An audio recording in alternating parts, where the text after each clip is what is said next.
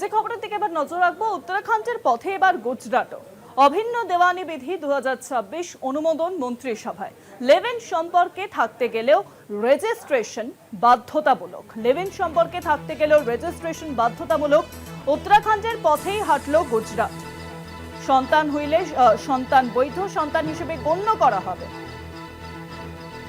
আর ঠিক কি বলা হয়েছে আরো বিস্তারিত বিষয়ে জানাবেন। ফোন লাইনের সঙ্গে রয়েছেন প্রতিনিধি অঙ্কুর ভট্টাচার্য।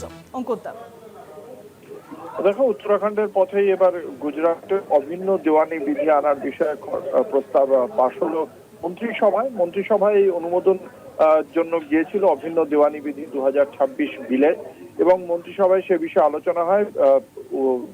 আদালতের অবসরপ্রাপ্ত বিচারপতিরা এই বিষয়ে আইনগুলি খতিয়ে দেখেন এবং তারপরে যে আইন আপাতত মন্ত্রিসভার পক্ষ থেকে অনুমোদন দেওয়া হয়েছে সেই আইনে গুরুত্বপূর্ণ কতগুলি বিষয় রাখা হয়েছে। তাতে যেমন একদিকে বহু বিবাহ নিষিদ্ধ করা হয়েছে, তার পাশাপাশি লিভ ইন সম্পর্কে থাকতে গেলেও নথিবদ্ধকরণ বা রেজিস্ট্রেশন বাধ্যতামূলক করা হয়েছে। একই সঙ্গে সম্পদকে যেমন শুরু করার সময় নথিবদ্ধ করতে হবে, একই সঙ্গে সম্পর্কে ইতি হলেও তার নোটিশ দিয়ে জানাতে হবে সরকারকে। লিভ ইন সম্পর্কে যদি কোনো সন্তান হয় তাহলে সেই সন্তানকে বৈধ সন্তান হিসেবে গণ্য করা হবে। বহু বিবাহে নিষিদ্ধ করার সংস্থান রয়েছে নতুন আইনে, এবং এই আইন লঙ্ঘনে যদি কেউ লঙ্ঘন করে এবং দোষী সাব্যস্ত হয় সেক্ষেত্রে 7 বছরের কারাদণ্ডের বিধান রয়েছে।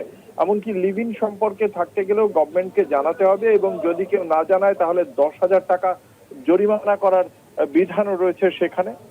মন্ত্রিসভার বৈঠকে ইউসিসি বিলের খসড়া অনুমোদন করা হয়। বিলটি বিধানসভার সচিবালয়ে পাঠানো হয়েছে।